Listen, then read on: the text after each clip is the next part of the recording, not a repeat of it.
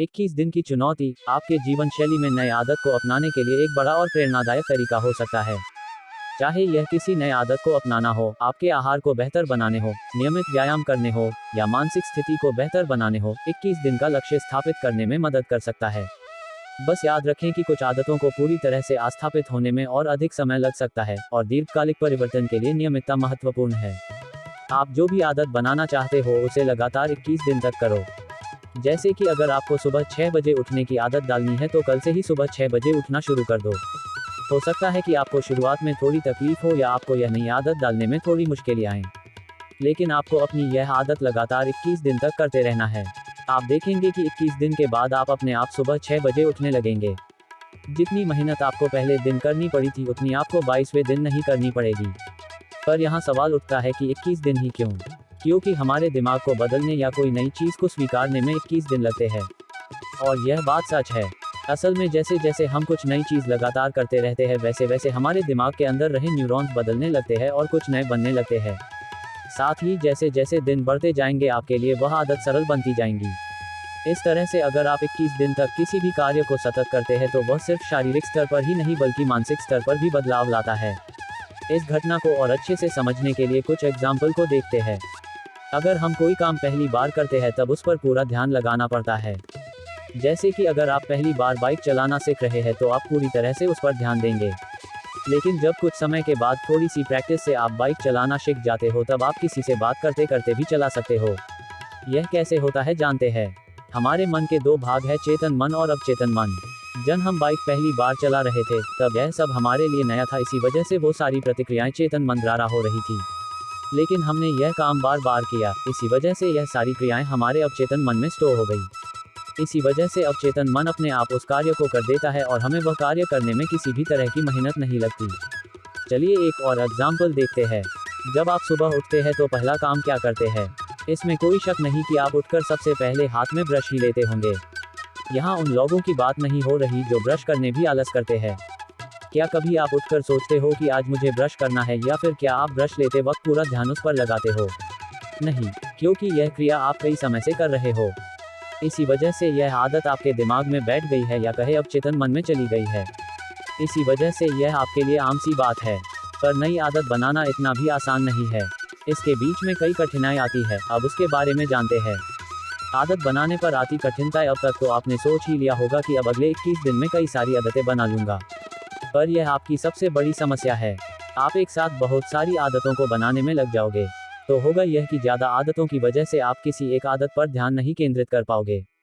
इससे कोई भी आदत 3 दिन से ज़्यादा नहीं चलेगी। और जब आदत टूटेगी आप भी वहाँ से उसे छोड़ देंगे। क्योंकि किसी भी आदतों को बनाने के लिए सबसे कठिन काम होता है उसे शुरू करना। अगर आप किसी भी आदत को शुरू करते हैं तो आपने उस आदत को 50% तक हासिल कर लिया है। यह लाइन कई महान लोगों द्वारा बोली गई है। इसीलिए बेहतर यही रहेगा कि आप किसी एक आदत को ही अपना लक्ष्य बनाएं और उस पर डटे रहें। पर सिर्फ यही एक कठिनाई नहीं है जो आपके लिए मुसीबत बनेगी। जब आप किसी भी आदत को बनाने का निर्णय लेंगे तभी अंदर से आवाज आएगी। जैसे कि अगर आप सुबह 6 बजे उठने का निर्णय लेते हो तो कुछ इस तरह से आपके अंदर से आवाज आएंगी। क्या करेगा सुबह उठकर? तुझसे नहीं होगा, रहने दे। क्या तू सच में सुबह उठ पाऊंगा? लेकिन यह सिर्फ आपके मन के फालतू के विचार है जो आपको अपने लक्ष्य या कहे आदत से भटकाने के लिए आए हैं। अगर एक बार आप इसके जाल में आ गए तो खुद पर शक ही करते रहोगे और इसी में आपका मनोबल टूट जाएगा और निश्चित की हुई आदत की धज्जियां उड़ जाएगी। तो इससे बचने का रास्ता क्या है? जवाब सिंपल है, आप इस तरह के विचारों पर ध्यान ही ना दो।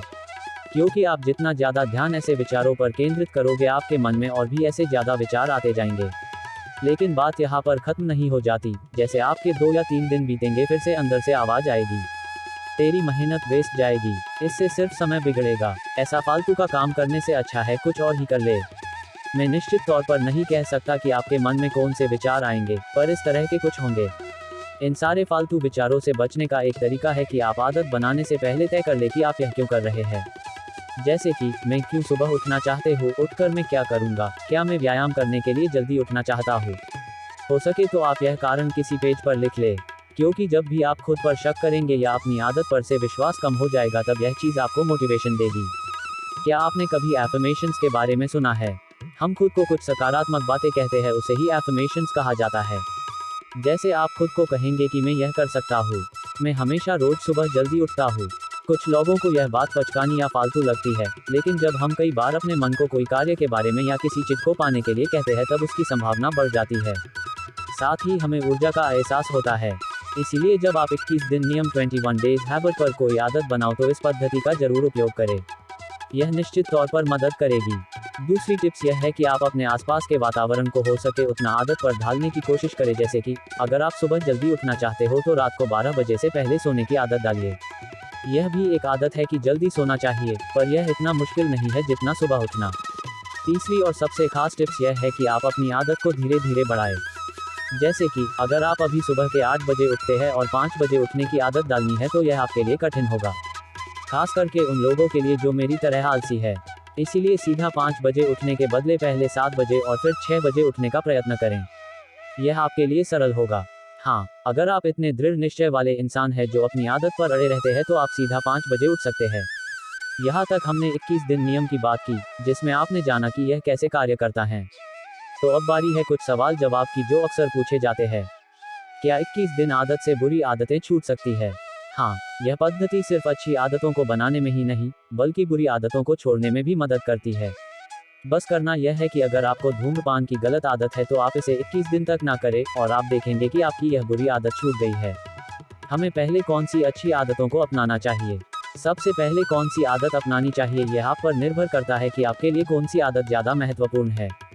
फिर भी यह कुछ आदतों के नाम है जिसे हम विकसित कर सकते हैं। सुबह जल्दी उठना, किताबें पढ़ना, आत्मविकास, बिजनेस, ध्यान करना, व्यायाम करना, प्रकृति में रहना कुछ समय। क्या 21 दिन आदत पद्धति एक झूठी अफवाह है? जो इस पद्धति को मानते हैं उनके लिए यह सही है और जो नहीं विश्वास करते उनके लिए यह पद्धति कार्य नहीं करती। यह सवाल अभी के समय इसीलिए उठ रहा है क्योंकि रिसर्च में यह पाया गया है कि आदत बनाने के लिए 66 दिन लगते हैं, पर जिन्होंने यह 21 दिन आदत को अपनाया है उन्हें सकारात्मक परिणाम मिले हैं। तो बस यह थी जानकारी 21 दिन के नियम के बारे में। अब बारी आपकी है कि आप कमेंट में अपने विचार रजू करें।